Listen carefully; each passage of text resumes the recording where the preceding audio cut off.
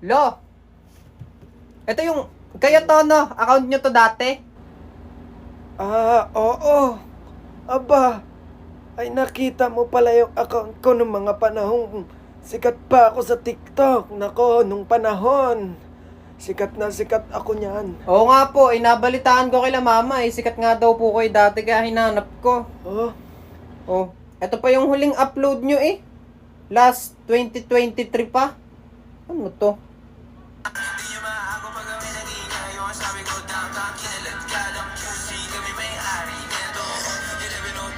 Lo.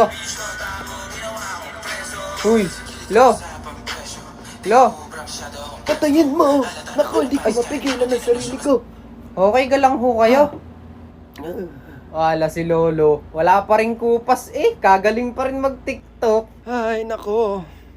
Naalala ko nung panahon. Diyan kami nagkakilala ng lola mo. Ah, Nung mga panahon na yan, ayan yung mga panahon na nakilala ko ang maganda mong lola. sa TikTok po kayo nagkakilala ni Lola? Nako, hindi. Nagkakilala kami ng mga panahon na yan kasi sikat pa yung Timo.